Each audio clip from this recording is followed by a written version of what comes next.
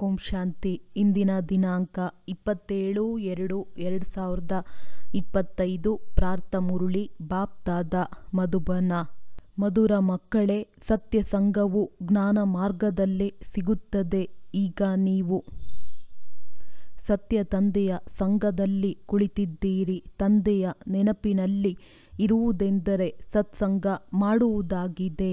ಪ್ರಶ್ನೆ: ಈಗಲೇ ನೀವು ಮಕ್ಕಳಿಗೆ ಸತ್ಸಂಗದ ಅವಶ್ಯಕತೆ ಇದೆ ಏಕೆ? ಉತ್ತರ: ಏಕೆಂದರೆ ತಮೋಪ್ರಧಾನ ಆತ್ಮವು ಸತ್ಯ ತಂದೆ, ಸತ್ಯ ಶಿಕ್ಷಕ ಮತ್ತು ಸದ್ಗುರುವಿನ ಸಂಘದಿಂದಲೇ ಸತೋಪ್ರಧಾನ ಅರ್ಥಾತ್ ಪತಿತರಿಂದ ಪಾವನರಾಗಲು ಸಾಧ್ಯ. ಸತ್ಸಂಗವಿಲ್ಲದೆ ನಿರ್ಬಲ ಆತ್ಮಗಳು ಬಲಶಾಲಿಯಾಗಲು ಸಾಧ್ಯವಿಲ್ಲ. ತಂದೆಯ ಸಂಘದಿಂದ ಆತ್ಮದಲ್ಲಿ ಪವಿತ್ರತೆಯ ಬಲವು ಬಂದು ಬಿಡುತ್ತದೆ. 21 ಜನ್ಮಗಳಿಗಾಗಿ ಜೀವನದ ದೋಣಿಯು ಪಾರಾಗಿ ಬಿಡುತ್ತದೆ. ಓಂ ಶಾಂತಿ. ಮಕ್ಕಳು ಸತ್ಸಂಗದಲ್ಲಿ ಕುಳಿತಿದ್ದೀರಿ. ಈ ಸತ್ಸಂಗದಲ್ಲಿ ಕಲ್ಪಕಲ್ಪವೂ ಕೇವಲ ಸಂಗಮ ಯುಗದಲ್ಲಿಯೇ ಮಕ್ಕಳು ಕುಳಿತುಕೊಳ್ಳುತ್ತೀರಿ. ಸತ್ಸಂಗವೆಂದು ಯಾವುದಕ್ಕೆ ಹೇಳಲಾಗುತ್ತದೆ ಎಂಬುದನ್ನು ಪ್ರಪಂಚದವರು ತಿಳಿದುಕೊಂಡಿಲ್ಲ. ಸತ್ಸಂಗವೆಂಬ ಹೆಸರು ಅವಿನಾಶಿಯಾಗಿ ನಡೆದು ಬರುತ್ತದೆ. ಭಕ್ತಿ ಮಾರ್ಗದಲ್ಲಿಯೂ ಸಹ ನಾವು ಇಂತಹ ಸತ್ಸಂಗಕ್ಕೆ ಹೋಗುತ್ತೇವೆಂದು ಹೇಳುತ್ತಾರೆ. ವಾಸ್ತವದಲ್ಲಿ ಭಕ್ತಿ ಮಾರ್ಗದಲ್ಲಿ ಯಾರೂ ಸತ್ಸಂಗದಲ್ಲಿ ಹೋಗುವುದಿಲ್ಲ. ಜ್ಞಾನ ಮಾರ್ಗದಲ್ಲಿಯೇ ಸತ್ಸಂಗವಿರುತ್ತದೆ. ಈಗ ನೀವು ಸತ್ಸಂಗದಲ್ಲಿ ಕುಳಿತಿದ್ದೀರಿ. ಆತ್ಮಗಳು ಸತ್ಯ ತಂದೆಯ ಸಂಘದಲ್ಲಿ ಕುಳಿತಿದ್ದಾರೆ. ಮತ್ತೆಲ್ಲಿಯೂ ಆತ್ಮಗಳು ಪರಮಪಿತ ಪರಮಾತ್ಮನ ಸಂಘದಲ್ಲಿ ಕುಳಿತುಕೊಳ್ಳುವುದಿಲ್ಲ. ಆತ್ಮಗಳು ಸತ್ಯ ತಂದೆಯ ಸಂಘದಲ್ಲಿ ಕುಳಿತಿದ್ದಾರೆ. ಮತ್ತೆಲ್ಲಿಯೂ ಆತ್ಮಗಳು ಪರಮಪಿತ ಪರಮಾತ್ಮನ ಸಂಘದಲ್ಲಿ ಕುಳಿತುಕೊಳ್ಳುವುದಿಲ್ಲ. ತಂದೆಯನ್ನು ಅರಿತುಕೊಂಡೇ ಇಲ್ಲ. ನಾವು ಸತ್ಸಂಗದಲ್ಲಿ ಹೋಗುತ್ತೇವೆಂದು ಬಲೆ ಹೇಳುತ್ತಾರೆ. ಆದರೆ ಅವರು ದೇಹಾಭಿಮಾನದಲ್ಲಿ ಬಂದು ಬಿಡುತ್ತಾರೆ. ನೀವು ದೇಹದ ಅಭಿಮಾನದಲ್ಲಿ ಬರುವುದಿಲ್ಲ. ಏಕೆಂದರೆ ನಾವು ಆತ್ಮಗಳಾಗಿದ್ದೇವೆ. ಸತ್ಯ ತಂದೆಯ ಸಂಘದಲ್ಲಿದ್ದೇವೆಂದು ನಿಮಗೆ ತಿಳಿದಿದೆ. ಮತ್ಯಾವ ಮನುಷ್ಯರು ಸತ್ಸಂಗದಲ್ಲಿ ಕುಳಿತುಕೊಳ್ಳಲು ಸಾಧ್ಯವಿಲ್ಲ. ಸತ್ಸಂಗವೆಂಬ ಹೆಸರೂ ಸಹ ಈಗಲೇ ಇದೆ. ಸತ್ಸಂಗದ ಯಥಾರ್ಥ ಅರ್ಥವನ್ನು ತಂದೆಯು ಈ ಸಮಯದಲ್ಲಿ ತಿಳಿಸಿಕೊಡುತ್ತಾರೆ. ನೀವಾತ್ಮಗಳು ಈಗ ಪರಮಾತ್ಮ ತಂದೆ ಅಂದರೆ ಯಾರು ಸತ್ಯನಾಗಿದ್ದಾರೆಯೋ ಅವರ ಜೊತೆಯಲ್ಲಿ ಕುಳಿತಿದ್ದೀರಿ. ಅವರು ಸತ್ಯ ತಂದೆ, ಸತ್ಯ ಶಿಕ್ಷಕ, ಸದ್ಗುರುವಾಗಿದ್ದಾರೆ. ಅಂದರೆ ಅರ್ಥ ನೀವು ಸತ್ಸಂಗದಲ್ಲಿ ಕುಳಿತಿದ್ದೀರಿ. ಬಲೆ ನೀವು ಇಲ್ಲಿ ಅಥವಾ ಮನೆಯಲ್ಲಿ ಕುಳಿತಿದ್ದೀರಿ. ಆದರೆ ತನ್ನನ್ನು ಆತ್ಮವೆಂದು ತಿಳಿದು ತಂದೆಯನ್ನು ನೆನಪು ಮಾಡುತ್ತೀರಿ. ನಾವಾತ್ಮಗಳು ಈಗ ಸತ್ಯ ತಂದೆಯನ್ನು ನೆನಪು ಮಾಡುತ್ತೇವೆ. ಅರ್ಥಾತ್ ಸತ್ಯ ಸಂಘದಲ್ಲಿದ್ದೇವೆ. ತಂದೆಯು ಮಧುಬನದಲ್ಲಿ ಕುಳಿತಿದ್ದಾರೆ. ತಂದೆಯನ್ನು ನೆನಪು ಮಾಡುವ ಅನೇಕ ಪ್ರಕಾರದ ಯುಕ್ತಿಗಳು ಸಿಗುತ್ತವೆ. ನೆನಪಿನಿಂದಲೇ ವಿಕರ್ಮಗಳು ವಿನಾಶವಾಗುತ್ತವೆ. ಇದು ಸಹ ಮಕ್ಕಳಿಗೆ ತಿಳಿದಿದೆ. ನಾವು 16 ಕಲಾ ಸಂಪೂರ್ಣರಾಗುತ್ತೇವೆ. ನಂತರ ಇಳಿಯುತ್ತಾ ಇಳಿಯುತ್ತಾ ಕಲೆಗಳು ಕಡಿಮೆಯಾಗುತ್ತಾ ಹೋಗುತ್ತವೆ. ಭಕ್ತಿಯೂ ಸಹ ಮೊದಲು ಅವ್ಯಭಿಚಾರಿಯಾಗಿರುತ್ತದೆ. ನಂತರ ಕೆಳಗಿಳಿಯುತ್ತಾ ವ್ಯಭಿಚಾರಿ ಭಕ್ತಿಯಾಗುವ ಕಾರಣ ತಮೋಪ್ರಧಾನರಾಗಿ ಬಿಡುತ್ತಾರೆ. ಮತ್ತೆ ಅವರಿಗೆ ಸತ್ಯ ಸಂಘವು ಅವಶ್ಯವಾಗಿ ಬೇಕು. ಇಲ್ಲವಾದರೆ ಹೇಗೆ ಪವಿತ್ರರಾಗುವುದು? ಆದ್ದರಿಂದ ಈಗ ನೀವಾತ್ಮಗಳಿಗೆ ಸತ್ಯ ಸಂಘವು ಸಿಕ್ಕಿದೆ. ಆತ್ಮಕ್ಕೆ ಗೊತ್ತಿದೆ ನಾವು ತಂದೆಯನ್ನು ನೆನಪು ಮಾಡಬೇಕಾಗಿದೆ. ಅವರದ್ದೇ ಸಂಘವಾಗಿದೆ. ನೆನಪನ್ನು ಸಂಘವೆಂದು ಹೇಳುತ್ತಾರೆ. ಇದು ಸತ್ಯ ತಂದೆಯ ಸಂಘವಾಗಿದೆ. ಈ ದೇಹವಿದ್ದರೂ ಸಹ ನೀವಾತ್ಮಗಳು ನನ್ನನ್ನು ನೆನಪು ಮಾಡಿ. ಇದು ಸತ್ಯ ತಂದೆಯ ಸಂಘವಾಗಿದೆ. ಹೇಗೆ ಇವರಿಗೆ ದೊಡ್ಡ ವ್ಯಕ್ತಿಯ ಸಂಘವು ಹಿಡಿದಿದೆ. ಆದ್ದರಿಂದ ದೇಹಾಭಿಮಾನಿಯಾಗಿ ಬಿಟ್ಟಿದ್ದಾರೆಂದು ಹೇಳುತ್ತಾರಲ್ಲವೇ. ಈಗ ನಿಮ್ಮ ಸಂಘವು ಸತ್ಯ ತಂದೆಯ ಜೊತೆ ಇದೆ. ಇದರಿಂದ ನೀವು ತಮೋಪ್ರಧಾನರಿಂದ ಸತೋಪ್ರಧಾನರಾಗಿ ಬಿಡುತ್ತೀರಿ. ತಂದೆಯು ತಿಳಿಸುತ್ತಾರೆ, ನಾನು ಒಂದೇ ಬಾರಿ ಬರುತ್ತೇನೆ. ಈಗ ಪರಮಾತ್ಮನೊಂದಿಗೆ ಆತ್ಮದ ಸಂಘವಿರುವ ಕಾರಣ ನೀವು 21 ಜನ್ಮಗಳಿಗಾಗಿ ಪಾರಾಗಿ ಬಿಡುತ್ತೀರಿ. ನಂತರ ನಿಮಗೆ ದೇಹದ ಸಂಘವು ಹಿಡಿಯುತ್ತದೆ. ಇದು ಸಹ ನಾಟಕದಲ್ಲಿ ಮಾಡಲ್ಪಟ್ಟಿದೆ. ತಂದೆಯು ತಿಳಿಸುತ್ತಾರೆ, ನನ್ನ ಜೊತೆ ನೀವು ಮಕ್ಕಳ ಸಂಘವಿರುವುದರಿಂದ ನೀವು ಸತೋಪ್ರಧಾನರಾಗಿ ಬಿಡುತ್ತೀರಿ. ಅದಕ್ಕೆ ಸತ್ಯಯುಗವೆಂದು ಹೇಳಲಾಗುತ್ತದೆ. ಆತ್ಮವು ನಿರ್ಲೇಪವಾಗಿದೆ. ಎಲ್ಲರೂ ಪರಮಾತ್ಮನಾಗಿದ್ದಾರೆಂದು ಸಾಧು ಸಂತ ಮೊದಲಾದವರು ತಿಳಿಯುತ್ತಾರೆ. ಅಂದರೆ ಪರಮಾತ್ಮನಲ್ಲಿ ಈಗ ತುಕ್ಕು ಉಂಟಾಗಿದೆ ಎಂದರ್ಥ. ಆದರೆ ಪರಮಾತ್ಮನಲ್ಲೆಂದು ತುಕ್ಕು ಬೀಳಲು ಸಾಧ್ಯವಿಲ್ಲ. ತಂದೆಯು ಕೇಳುತ್ತಾರೆ, ಪರಮಾತ್ಮನಾದ ನನ್ನಲ್ಲಿ ತುಕ್ಕು ಉಂಟಾಗುತ್ತದೆಯೇ? ಇಲ್ಲ, ನಾನಂತೂ ಸದಾ ಪರಮಧಾಮದಲ್ಲಿರುತ್ತೇನೆ. ಏಕೆಂದರೆ ನಾನು ಜನನ ಮರಣದಲ್ಲಿ ಬರುವುದಿಲ್ಲ. ಇದನ್ನು ನೀವು ಮಕ್ಕಳು ತಿಳಿದುಕೊಂಡಿದ್ದೀರಿ. ನಿಮ್ಮಲ್ಲಿಯೂ ಕೆಲವರದ್ದು ತಂದೆ ಜೊತೆ ಹೆಚ್ಚಿನ ಸಂಘವಿದೆ, ಕೆಲವರದ್ದು ಕಡಿಮೆ, ಇನ್ನು ಕೆಲವರದ್ದು ಒಳ್ಳೆಯ ರೀತಿಯಲ್ಲಿ ಪುರುಷಾರ್ಥ ಮಾಡಿ ಯೋಗದಲ್ಲಿರುತ್ತಾರೆ. ಎಷ್ಟು ಸಮಯ ಆತ್ಮವು ತಂದೆಯ ಸಂಘದಲ್ಲಿರುವುದೋ ಅಷ್ಟು ಲಾಭವಿದೆ. ವಿಕರ್ಮಗಳು ವಿನಾಶವಾಗುತ್ತವೆ. ತಂದೆಯು ತಿಳಿಸುತ್ತಾರೆ, ಆತ್ಮಗಳೇ, ತಂದೆಯಾದ ನನ್ನನ್ನು ನೆನಪು ಮಾಡಿ, ನನ್ನ ಸಂಘ ಮಾಡಿ. ನನಗೆ ಈ ಶರೀರದ ಆಧಾರ ತೆಗೆದುಕೊಳ್ಳಬೇಕಾಗುತ್ತದೆ. ಇಲ್ಲವೆಂದರೆ ಪರಮಾತ್ಮನು ಮಾತನಾಡುವುದಾದರೂ ಹೇಗೆ? ಆತ್ಮಗಳು ಕೇಳುವುದಾದರೂ ಹೇಗೆ? ಈಗ ನೀವು ಮಕ್ಕಳ ಸಂಘವು ಸತ್ಯ ತಂದೆಯ ಜೊತೆ ಇದೆ. ಸತ್ಯ ತಂದೆಯನ್ನು ನಿರಂತರ ನೆನಪು ಮಾಡಬೇಕಾಗಿದೆ. ಆತ್ಮವು ಸತ್ಯದ ಸಂಘ ಮಾಡಬೇಕಾಗಿದೆ. ಆತ್ಮವು ವಿಚಿತ್ರವಾಗಿದೆ, ಪರಮಾತ್ಮನು ವಿಚಿತ್ರವಾಗಿದ್ದಾರೆ. ಪ್ರಪಂಚವು ವಿಚಿತ್ರವಾಗಿದೆ. ಈ ಪ್ರಪಂಚವು ಹೇಗೆ ಸುತ್ತುತ್ತದೆ? ಇದು ಸಹ ವಿಚಿತ್ರವಾಗಿದೆ. ನೀವು ಇಡೀ ನಾಟಕದಲ್ಲಿ ಸರ್ವತೋಮುಖ ಪಾತ್ರವನ್ನಭಿನಯಿಸುತ್ತೀರಿ. ನೀವಾತ್ಮಗಳಲ್ಲಿ 84 ಜನ್ಮಗಳ ಪಾತ್ರವು ನಿಗದಿಯಾಗಿದೆ. ಇದು ಸಹ ವಿಚಿತ್ರವಾಗಿದೆ. ಸತ್ಯಯುಗಿ ಆತ್ಮಗಳು ಮತ್ತು ಈಗಿನ ಆತ್ಮಗಳು, ಅದರಲ್ಲಿಯೂ ನೀವಾತ್ಮಗಳು ಎಲ್ಲರಿಗಿಂತ ಹೆಚ್ಚಿನ ಸರ್ವತೋಮುಖಿಯಾಗಿದ್ದೀರಿ. ನಾಟಕದಲ್ಲಿ ಕೆಲವರದ್ದು ಆರಂಭದಿಂದಲೇ ಪಾತ್ರವಿರುತ್ತದೆ, ಕೆಲವರದ್ದು ನಡುವೆ, ಇನ್ನೂ ಕೆಲವರ ಪಾತ್ರವು ಕೊನೆಯಲ್ಲಿರುತ್ತದೆ. ಅವೆಲ್ಲವೂ ಕ್ಷಣಿಕ ನಾಟಕಗಳಾಗಿವೆ. ಅವು ಸಹ ಈಗಲೇ ರಚಿಸಲ್ಪಟ್ಟಿವೆ. ಈಗ ವಿಜ್ಞಾನದ ಎಷ್ಟೊಂದು ಪ್ರಭಾವವಿದೆ. ಸತ್ಯಯುಗದಲ್ಲಿ ಇನ್ನೆಷ್ಟು ವಿಜ್ಞಾನದ ಬಲವಿರಬಹುದು. ಹೊಸ ಪ್ರಪಂಚವು ಎಷ್ಟು ಬೇಗನೆ ತಯಾರಾಗಬಹುದು. ಅಲ್ಲಿ ಪವಿತ್ರತೆಯ ಬಲವು ಮುಖ್ಯವಾದುದಾಗಿದೆ. ಈಗ ನಿರ್ಬಲರಿದ್ದಾರೆ. ಸತ್ಯಯುಗದಲ್ಲಿ ಬಲಶಾಲಿಗಳಿರುತ್ತಾರೆ. ಈ ಲಕ್ಷ್ಮೀನಾರಾಯಣರು ಶಕ್ತಿಶಾಲಿಗಳಲ್ಲವೇ? ಈಗ ರಾವಣನು ಶಕ್ತಿಯನ್ನು ಕಸಿದುಕೊಂಡಿದ್ದಾನೆ. ಮತ್ತೆ ನೀವು ಆ ರಾವಣನ ಮೇಲೆ ಎಷ್ಟೊಂದು ಶಕ್ತಿಶಾಲಿಗಳಾಗುತ್ತೀರಿ. ಎಷ್ಟು ಸತ್ಯ ತಂದೆಯ ಸಂಘ ಮಾಡುವಿರೋ, ಅರ್ಥಾತ್ ಆತ್ಮವು ಎಷ್ಟು ತಂದೆಯನ್ನು ನೆನಪು ಮಾಡುವುದೋ ಅಷ್ಟು ಬಲಶಾಲಿಯಾಗುತ್ತದೆ. ವಿದ್ಯೆಯಲ್ಲಿಯೂ ಸಹ ಬಲ ಸಿಗುತ್ತದೆ ಎಲ್ಲವೇ? ನಿಮಗೂ ಬಲ ಸಿಗುತ್ತದೆ. ಇಡೀ ವಿಶ್ವದ ಮೇಲೆ ನೀವು ಆಳ್ವಿಕೆ ನಡೆಸುತ್ತೀರಿ.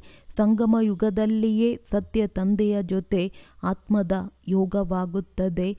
ತಂದೆಯು ತಿಳಿಸುತ್ತಾರೆ, ಆತ್ಮಕ್ಕೆ ನನ್ನ ಸಂಘವು ಸಿಗುವುದರಿಂದ ಆತ್ಮವು ಬಹಳ ಶಕ್ತಿಶಾಲಿಯಾಗಿ ಬಿಡುತ್ತದೆ. ತಂದೆಯು ವಿಶ್ವದ ಸರ್ವಶಕ್ತಿವಂತನಾಗಿದ್ದಾರಲ್ಲವೇ? ಅವರ ಮೂಲಕ ಶಕ್ತಿ ಸಿಗುತ್ತದೆ. ಅವರಲ್ಲಿ ಎಲ್ಲ ವೇದ ಶಾಸ್ತ್ರಗಳ ಆದಿ ಮಧ್ಯ ಅಂತ್ಯದ ಜ್ಞಾನವು ಬಂದು ಬಿಡುತ್ತದೆ. ಹೇಗೆ ತಂದೆಯು ಸರ್ವಶಕ್ತಿವಂತನಾಗಿದ್ದಾರೆ, ಹಾಗೆಯೇ ನೀವು ಸಹ ಸರ್ವಶಕ್ತಿವಂತರಾಗುತ್ತೀರಿ. ವಿಶ್ವದ ಮೇಲೆ ನೀವು ರಾಜ್ಯಭಾರ ಮಾಡುತ್ತೀರಿ. ನಿಮ್ಮಿಂದ ಯಾರೂ ಕಸಿದುಕೊಳ್ಳಲು ಸಾಧ್ಯವಿಲ್ಲ. ನಿಮಗೆ ನನ್ನ ಮೂಲಕ ಎಷ್ಟೊಂದು ಬಲವು ಸಿಗುತ್ತದೆ, ಇವರಿಗೂ ಬಲವು ಸಿಗುತ್ತದೆ. ತಂದೆಯನ್ನು ಎಷ್ಟು ನೆನಪು ಮಾಡುತ್ತೀರೋ ಅಷ್ಟು ಬಲವು ಸಿಗುವುದು. ತಂದೆಯು ಮತ್ಯಾವುದೇ ಕಷ್ಟವನ್ನು ಕೊಡುವುದಿಲ್ಲ, ಕೇವಲ ನೆನಪು ಮಾಡಬೇಕಷ್ಟೆ. 84 ಜನ್ಮಗಳ ಚಕ್ರವು ಈಗ ಪೂರ್ಣವಾಗಿದೆ, ಹಿಂತಿರುಗಿ ಹೋಗಬೇಕಾಗಿದೆ. ಇದನ್ನು ತಿಳಿದುಕೊಳ್ಳುವುದೇನು ದೊಡ್ಡ ಮಾತಲ್ಲ. ಹೆಚ್ಚಿನ ವಿಸ್ತಾರದಲ್ಲಿ ಹೋಗುವ ಅವಶ್ಯಕತೆ ಇಲ್ಲ. ಬೀಜವನ್ನು ಅರಿತುಕೊಳ್ಳುವುದರಿಂದ ಇಡೀ ವೃಕ್ಷವು ಹೇಗೆ ಬರಬಹುದೆಂಬುದನ್ನು ಅರಿತುಕೊಳ್ಳಬಹುದು. ಬುದ್ಧಿಯಲ್ಲಿ ಸಾರ ರೂಪದಲ್ಲಿ ಬಂದು ಬಿಡುತ್ತದೆ. ಇವು ಬಹಳ ವಿಚಿತ್ರವಾದ ಮಾತುಗಳಾಗಿವೆ. ಭಕ್ತಿ ಮಾರ್ಗದಲ್ಲಿ ಮನುಷ್ಯರು ಎಷ್ಟೊಂದು ಪೆಟ್ಟು ತಿನ್ನುತ್ತಾರೆ, ಪರಿಶ್ರಮ ಪಡುತ್ತಾರೆ, ಸಿಗುವುದೇನೂ ಇಲ್ಲ. ಆದರೂ ಸಹ ತಂದೆಯು ಮತ್ತೆ ಬಂದು ನಿಮ್ಮನ್ನು ವಿಶ್ವದ ಮಾಲೀಕರನ್ನಾಗಿ ಮಾಡುತ್ತಾರೆ. ನಾವು ಯೋಗ ಬಲದಿಂದ ವಿಶ್ವದ ಮಾಲೀಕರಾಗುತ್ತೇವೆ. ಇದೇ ಪುರುಷಾರ್ಥ ಮಾಡಬೇಕಾಗಿದೆ. ಭಾರತದ ಯೋಗವು ಹೆಸರುವಾಸಿಯಾಗಿದೆ. ಯೋಗದಿಂದ ನಿಮ್ಮದ್ದು ದೀರ್ಘಾಯಸ್ಸಾಗುವುದು. ಸತ್ಯ ಸಂಘದಿಂದ ಎಷ್ಟೊಂದು ಲಾಭವಾಗುತ್ತದೆ. ಆಯಸ್ಸು ಜಾಸ್ತಿ ಮತ್ತು ಕಾಯವು ನಿರೋಗಿಯಾಗಿ ಬಿಡುತ್ತದೆ. ಇವೆಲ್ಲ ಮಾತುಗಳನ್ನು ನೀವು ಮಕ್ಕಳ ಬುದ್ಧಿಯಲ್ಲಿಯೇ ಕುಳ್ಳರಿಸಲಾಗುತ್ತದೆ. ನೀವು ಬ್ರಾಹ್ಮಣರ ವಿನಃ ಮತ್ಯಾರದ್ದೂ ಸತ್ಸಂಗವಲ್ಲ. ನೀವು ಪ್ರಜಾಪಿತ ಬ್ರಹ್ಮನ ಸಂತಾನರಾಗಿದ್ದೀರಿ, ಶಿವನ ಮಕ್ಕಳಾಗಿದ್ದೀರಿ. ಅಂದ ಮೇಲೆ ನಾವು ಶಿವನಿಗೆ ಮೊಮ್ಮಕ್ಕಳಾಗಿದ್ದೇವೆಂದು ಎಷ್ಟೊಂದು ಖುಷಿ ಇರಬೇಕು. ಆಸ್ತಿಯೂ ಸಹ ತಾತನಿಂದಲೇ ಸಿಗುತ್ತದೆ. ಇದೇ ನೆನಪಿನ ಯಾತ್ರೆಯಾಗಿದೆ. ಬುದ್ಧಿಯಲ್ಲಿ ಇದೇ ಸ್ಮರಣೆ ಇರಬೇಕು. ಆ ಸತ್ಸಂಗಗಳಲ್ಲಂತೂ ಒಂದು ಜಾಗದಲ್ಲಿ ಹೋಗಿ ಕುಳಿತುಕೊಂಡು ಬಿಡುತ್ತಾರೆ. ಇಲ್ಲಿ ಆ ಮಾತಿಲ್ಲ. ಒಂದು ಜಾಗದಲ್ಲಿ ಕುಳಿತುಕೊಳ್ಳುವುದರಿಂದಲೇ ಸತ್ಸಂಗವಾಗುವುದೆಂದಲ್ಲ. ಏಳುತ್ತಾ ಕುಳಿತುಕೊಳ್ಳುತ್ತಾ ನಡೆಯುತ್ತಾ ತಿರುಗಾಡುತ್ತಾ ನಾವು ಸತ್ಸಂಗದಲ್ಲಿದ್ದೇವೆ. ಅವರನ್ನು ನೆನಪು ಮಾಡಿದಾಗ ಮಾತ್ರ. ನೆನಪು ಮಾಡಲಿಲ್ಲವೆಂದರೆ ದೇಹಾಭಿಮಾನದಲ್ಲಿದ್ದಾರೆಂದರ್ಥ. ದೇಹವು ಅಸತ್ಯ ವಸ್ತುವಲ್ಲವೇ? ದೇಹಕ್ಕೆ ಸತ್ಯವೆಂದು ಹೇಳುವುದಿಲ್ಲ. ಶರೀರವು ಜಡವಾಗಿದೆ, ಪಂಚತತ್ವಗಳಿಂದಾಗಿದೆ. ಅದರಲ್ಲಿ ಆತ್ಮವಿಲ್ಲವೆಂದರೆ ಶರೀರವು ಕದಲುವುದಿಲ್ಲ. ಮನುಷ್ಯನ ಶರೀರಕ್ಕೂ ಏನೂ ಬೆಲೆ ಇಲ್ಲ. ಉಳಿದೆಲ್ಲ ದೇಹಗಳಿಗೆ ಬೆಲೆ ಇದೆ.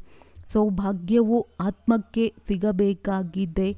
ನಾನು ಇಂಥವನಾಗಿದ್ದೇನೆಂದು ಆತ್ಮವೇ ಹೇಳುತ್ತದೆ ಎಲ್ಲವೇ. ತಂದೆಯು ತಿಳಿಸುತ್ತಾರೆ, ಆತ್ಮವು ಯಾವ ಸ್ಥಿತಿಗೆ ಇಳಿದು ಬಿಟ್ಟಿದೆ. ಮೀನು, ಮೊಟ್ಟೆ, ಮೊಸಳೆ ಎಲ್ಲವನ್ನು ತಿಂದು ಬಿಡುತ್ತದೆ. ಪ್ರತಿಯೊಬ್ಬರೂ ಭಸ್ಮಾಸುರರಾಗಿದ್ದಾರೆ. ತಮ್ಮನ್ನು ತಾವೇ ಭಸ್ಮ ಮಾಡಿಕೊಳ್ಳುತ್ತಾರೆ. ಹೇಗೆ? ಕಾಮಚಿತೆಯ ಮೇಲೆ ಪ್ರತಿಯೊಬ್ಬರೂ ತಮ್ಮನ್ನು ಭಸ್ಮ ಮಾಡಿಕೊಳ್ಳುತ್ತಿದ್ದಾರೆ. ಅಂದ ಮೇಲೆ ಭಸ್ಮಾಸುರರಾದರಲ್ಲವೇ? ಈಗ ನೀವು ಜ್ಞಾನಚಿತೆಯ ಮೇಲೆ ಕುಳಿತು ದೇವತೆಗಳಾಗುತ್ತೀರಿ. ಇಡೀ ಪ್ರಪಂಚವು ಕಾಮಚಿತೆಯ ಮೇಲೆ ಕುಳಿತು ಭಸ್ಮವಾಗಿ ಬಿಟ್ಟಿದೆ. ತಮೋಪ್ರಧಾನ ಕಪ್ಪಾಗಿ ಬಿಟ್ಟಿದೆ. ತಂದೆಯು ಮಕ್ಕಳನ್ನು ಶ್ಯಾಮನಿಂದ ಸುಂದರರನ್ನಾಗಿ ಮಾಡಲು ಬರುತ್ತಾರೆ. ಆದ್ದರಿಂದ ತಂದೆಯು ಮಕ್ಕಳಿಗೆ ತಿಳಿಸಿಕೊಡುತ್ತಾರೆ, ದೇಹದ ಅಭಿಮಾನವನ್ನು ಬಿಟ್ಟು ತನ್ನನ್ನು ಆತ್ಮವೆಂದು ತಿಳಿಯಿರಿ. ಮಕ್ಕಳು ಶಾಲೆಯಲ್ಲಿ ಓದುತ್ತಾರೆ, ಮತ್ತೆ ಆ ವಿದ್ಯೆಯು ಮನೆಯಲ್ಲಿದ್ದರೂ ಸಹ ಬುದ್ಧಿಯಲ್ಲಿರುತ್ತದೆ ಎಲ್ಲವೇ? ಇದು ಸಹ ನಿಮ್ಮ ಬುದ್ಧಿಯಲ್ಲಿರಬೇಕು. ಇದು ನಿಮ್ಮ ವಿದ್ಯಾರ್ಥಿ ಜೀವನವಾಗಿದೆ. ಲಕ್ಷ್ಯವು ನಿಮ್ಮ ಸನ್ಮುಖದಲ್ಲಿದೆ. ಹೇಳುತ್ತಾ ಕುಳಿತುಕೊಳ್ಳುತ್ತಾ ನಡೆದಾಡುತ್ತಾ ಬುದ್ಧಿಯಲ್ಲಿ ಈ ಜ್ಞಾನವಿರಬೇಕು. ಇಲ್ಲಿ ಮಕ್ಕಳು ಬರುತ್ತೀರಿ, ರಿಫ್ರೆಶ್ ಆಗುತ್ತೀರಿ. ಈ ರೀತಿ ತಿಳಿಸಿಕೊಡಿ ಎಂದು ಯುಕ್ತಿಗಳನ್ನು ತಿಳಿಸಿಕೊಡಲಾಗುತ್ತದೆ. ಪ್ರಪಂಚದಲ್ಲಿ ಅನೇಕ ಸತ್ಸಂಗಗಳಿರುತ್ತವೆ. ಎಷ್ಟೊಂದು ಮಂದಿ ಬಂದು ಒಟ್ಟಿಗೆ ಸೇರುತ್ತಾರೆ. ವಾಸ್ತವದಲ್ಲಿ ಅವು ಸತ್ಸಂಗಗಳಲ್ಲ. ಸತ್ಯ ತಂದೆಯ ಸಂಘವು ಈಗ ನೀವು ಮಕ್ಕಳಿಗೆ ಸಿಗುತ್ತದೆ. ತಂದೆಯು ಬಂದು ಸತ್ಯಯುಗದ ಸ್ಥಾಪನೆ ಮಾಡುತ್ತಾರೆ. ನೀವು ಮಾಲೀಕರಾಗಿ ಬಿಡುತ್ತೀರಿ. ದೇಹಾಭಿಮಾನ ಅಥವಾ ಸುಳ್ಳು ಅಭಿಮಾನಗಳಿಂದ ನೀವು ಕೆಳಗೆ ಬೀಳುತ್ತೀರಿ ಮತ್ತು ನೀವು ಸತ್ಯ ತಂದೆಯ ಸಂಘದಿಂದ ನೀವು ಮೇಲೇರುತ್ತೀರಿ. ಅರ್ಧಕಲ್ಪ ನೀವು ಪ್ರಾರಬ್ಧವನ್ನು ಭೋಗಿಸುತ್ತೀರಿ. ಸತ್ಯಯುಗದಲ್ಲಿಯೂ ನಿಮಗೆ ಸತ್ಸಂಗವಿರುವುದೆಂದಲ್ಲ. ಯಾವಾಗ ಎರಡು ಸಂಘಗಳು ಹಾಜರಿರುವುದೋ ಆಗ ಸತ್ಸಂಗ ಮತ್ತು ಅಸತ್ಯ ಸಂಘವೆಂದು ಹೇಳುತ್ತಾರೆ. ಸತ್ಯ ತಂದೆಯು ಬಂದಾಗಲೇ ಎಲ್ಲ ಮಾತುಗಳನ್ನು ತಿಳಿಸುತ್ತಾರೆ. ಎಲ್ಲಿಯವರೆಗೆ ಅವರು ಬರುವುದಿಲ್ಲವೋ ಅಲ್ಲಿಯ ತನಕ ಯಾರೂ ತಿಳಿದುಕೊಂಡಿರುವುದೂ ಇಲ್ಲ. ಈಗ ತಂದೆಯು ನೀವು ಮಕ್ಕಳಿಗೆ ತಿಳಿಸುತ್ತಾರೆ, ಏ ಆತ್ಮಗಳೇ, ನನ್ನ ಜೊತೆ ಸಂಘವನ್ನಿಡಿ. ದೇಹದ ಯಾವ ಸಂಘವು ಸಿಕ್ಕಿದೆಯೋ ಅದರಿಂದ ಉಪರಾಮ್ ಆಗಿಬಿಡಿ. ಸತ್ಯಯುಗದಲ್ಲಿಯೂ ಬಲೆ ದೇಹದ ಸಂಘವಿರುವುದು, ಆದರೆ ಅಲ್ಲಿ ನೀವು ಪಾವನರಾಗಿರುತ್ತೀರಿ. ಈಗ ನೀವು ಸತ್ಸಂಗದಿಂದ ಪತಿತರಿಂದ ಪಾವನರಾಗುತ್ತೀರಿ. ಮತ್ತೆ ಶರೀರವು ಪಾವನವಾಗಿರುವುದೇ ಸಿಗುವುದು. ಆತ್ಮವು ಸತೋಪ್ರಧಾನವಾಗಿರುವುದು. ಈಗಂತೂ ಪ್ರಪಂಚವು ತಮೋಪ್ರಧಾನವಾಗಿರುವುದು. ಪ್ರಪಂಚವು ಹಳೆಯದ್ದು ಮತ್ತು ಹೊಸದಾಗುತ್ತದೆ. ಹೊಸ ಪ್ರಪಂಚದಲ್ಲಿ ಅವಶ್ಯವಾಗಿ ಆದಿ ಸನಾತನ ದೇವಿ ದೇವತಾ ಧರ್ಮವಿತ್ತು. ಇಂದು ಆ ಧರ್ಮವನ್ನು ಮುಚ್ಚಿ ಹಾಕಿ ಆದಿ ಸನಾತನ ಹಿಂದೂ ಧರ್ಮವೆಂದು ಹೇಳಿಕೊಳ್ಳುತ್ತಾರೆ. ಗೊಂದಲಕ್ಕೊಳಗಾಗಿದ್ದಾರೆ. ಈಗ ನೀವು ಭಾರತವಾಸಿಗಳು ತಿಳಿದುಕೊಂಡಿದ್ದೀರಿ. ನಾವು ಪ್ರಾಚೀನ ದೇವಿ ದೇವತಾ ಧರ್ಮದವರಾಗಿದ್ದೆವು. ಸತ್ಯಯುಗದ ಮಾಲೀಕರಾಗಿದ್ದೆವು. ಆದರೆ ಆ ನಶೆ ಎಲ್ಲಿದೆ? ಕಲ್ಪದ ಆಯಸ್ಸನ್ನೇ ಬಹಳ ದೀರ್ಘ ಮಾಡಿಬಿಟ್ಟಿದ್ದಾರೆ. ಎಲ್ಲ ಮಾತುಗಳನ್ನು ಮರೆತು ಬಿಟ್ಟಿದ್ದಾರೆ. ಇದರ ಹೆಸರೇ ಆಗಿದೆ ಮರೆಯಿಸುವ ಆಟ. ಈಗ ಸತ್ಯ ತಂದೆಯ ಮೂಲಕ ನೀವು ಎಲ್ಲ ಜ್ಞಾನವನ್ನು ಅರಿತುಕೊಂಡಿರುವುದರಿಂದ ಶ್ರೇಷ್ಠ ಪದವಿಯನ್ನು ಪಡೆಯುತ್ತೀರಿ. ಮತ್ತೆ ಅರ್ಧಕಲ್ಪದ ನಂತರ ಕೆಳಗಿಳಿಯುತ್ತೀರಿ. ಏಕೆಂದರೆ ರಾವಣ ರಾಜ್ಯವು ಆರಂಭವಾಗುತ್ತದೆ. ಪ್ರಪಂಚವಂತೂ ಹಳೆಯದಾಗುತ್ತದೆ ಎಲ್ಲವೇ. ನಾವು ಹೊಸ ಪ್ರಪಂಚದ ಮಾಲೀಕರಾಗಿದ್ದೆವು. ಈಗ ಹಳೆಯ ಪ್ರಪಂಚದವರಾಗಿದ್ದೇವೆಂದು ನೀವು ತಿಳಿದುಕೊಂಡಿದ್ದೀರಿ. ಕೆಲವರಿಗಂತೂ ಇದೂ ಸಹ ನೆನಪಿಗೆ ಬರುವುದಿಲ್ಲ. ತಂದೆಯು ನಮ್ಮನ್ನು ಸ್ವರ್ಗವಾಸಿಗಳನ್ನಾಗಿ ಮಾಡುತ್ತಾರೆ. ಅರ್ಧಕಲ್ಪ ನಾವು ಸ್ವರ್ಗವಾಸಿಗಳಾಗಿರುತ್ತೇವೆ. ಮತ್ತೆ ಇನ್ನರ್ಧ ಕಲ್ಪದ ನಂತರ ಕೆಳಗಿಳಿಯುತ್ತೇವೆ. ಏಕೆಂದರೆ ರಾವಣನ ರಾಜ್ಯವು ಆರಂಭವಾಗುತ್ತದೆ. ಪ್ರಪಂಚವು ಹಳೆಯದಾಗುತ್ತದೆ ಎಲ್ಲವೇ. ನೀವು ತಿಳಿದುಕೊಂಡಿದ್ದೀರಿ. ತಂದೆಯು ನಮ್ಮನ್ನು ಸ್ವರ್ಗವಾಸಿಗಳನ್ನಾಗಿ ಮಾಡುತ್ತಾರೆ. ಅರ್ಧಕಲ್ಪ ನಾವು ಸ್ವರ್ಗವಾಸಿಗಳಾಗಿರುತ್ತೇವೆ. ನಂತರ ನರಕವಾಸಿಗಳಾಗುತ್ತೇವೆ. ನಂಬರ್ವಾರ್ ಪುರುಷಾರ್ಥದನುಸಾರ ನೀವೂ ಸಹ ಮಾಸ್ಟರ್ ಸರ್ವಶಕ್ತಿವಂತರಾಗಿದ್ದೀರಿ. ಇದು ಜ್ಞಾನಾಮೃತದ ಪಾನವಾಗಿದೆ. ಶಿವ ತಂದೆಗೆ ಹಳೆಯ ಕರ್ಮೇಂದ್ರಿಯಗಳು ಸಿಕ್ಕಿವೆ. ಹೊಸ ಕರ್ಮೇಂದ್ರಿಯಗಳಂತೂ ಸಿಗುವುದಿಲ್ಲ. ಹಳೆಯ ವಸ್ತ್ರವು ಸಿಗುತ್ತದೆ. ತಂದೆಯು ವಾನಪ್ರಸ್ಥದಲ್ಲಿಯೇ ಬರುತ್ತಾರೆ. ಮಕ್ಕಳಿಗೆ ಖುಷಿಯಾಗುತ್ತದೆ. ಆಗ ತಂದೆಯೂ ಖುಷಿಯಾಗುತ್ತಾರೆ. ತಂದೆಯು ತಿಳಿಸುತ್ತಾರೆ, ನಾನು ಮಕ್ಕಳಿಗೆ ಜ್ಞಾನವನ್ನು ನೀಡಿ ರಾವಣನಿಂದ ಬಿಡಿಸಲು ಬಂದಿದ್ದೇನೆ. ಪಾತ್ರವನ್ನಂತೂ ಬಹಳ ಖುಷಿಯಿಂದ ಅಭಿನಯಿಸಲಾಗುತ್ತದೆ ಎಲ್ಲವೇ. ಅಂದಾಗ ತಂದೆಯು ಬಹಳ ಖುಷಿಯಿಂದ ಪಾತ್ರವನ್ನಭಿನಯಿಸುತ್ತಾರೆ. ತಂದೆಯು ಕಲ್ಪಕಲ್ಪವೂ ಬರಬೇಕಾಗುತ್ತದೆ. ಈ ಪಾತ್ರವಂತೂ ಎಂದೂ ನಿಂತು ಹೋಗುವುದಿಲ್ಲ. ಮಕ್ಕಳಿಗೆ ಬಹಳ ಖುಷಿ ಇರಬೇಕು. ಎಷ್ಟು ಸತ್ಸಂಗ ಮಾಡುವಿರೋ ಅಷ್ಟು ಖುಷಿ ಇರುವುದು. ಕಡಿಮೆ ನೆನಪು ಮಾಡುವ ಕಾರಣವೇ ಅಷ್ಟು ಖುಷಿ ಇರುವುದಿಲ್ಲ. ತಂದೆಯು ಮಕ್ಕಳಿಗೆ ಸಂಪತ್ತನ್ನು ಕೊಡುತ್ತಾರೆ. ಸತ್ಯ ಹೃದಯದ ಮಕ್ಕಳ ಮೇಲೆ ತಂದೆಗೆ ಬಹಳ ಪ್ರೀತಿ ಇರುತ್ತದೆ. ಸತ್ಯ ಹೃದಯದವರ ಮೇಲೆ ಪ್ರಭು ಪ್ರಸನ್ನರಾಗಿರುತ್ತಾರೆ. ಯಾವ ಮಕ್ಕಳು ಒಳಗೂ ಹೊರಗೂ ಸತ್ಯವಾಗಿರುತ್ತಾರೆ ತಂದೆಗೆ ಸಹಯೋಗಿಗಳಾಗುತ್ತಾರೆ. ಸೇವೆಯಲ್ಲಿ ತತ್ಪರರಾಗಿರುತ್ತಾರೆಯೋ ಅವರೇ ತಂದೆಗೆ ಪ್ರಿಯರಾಗುತ್ತಾರೆ. ಅಂದ ಮೇಲೆ ತಮ್ಮ ಹೃದಯವನ್ನು ಕೇಳಿಕೊಳ್ಳಬೇಕು, ನಾವು ಸತ್ಯವಾದ ಸೇವೆ ಮಾಡುತ್ತೇವೆಯೇ? ಸತ್ಯ ತಂದೆಯ ಜೊತೆ ಸಂಘವನ್ನು ಇಡುತ್ತೇವೆಯೇ?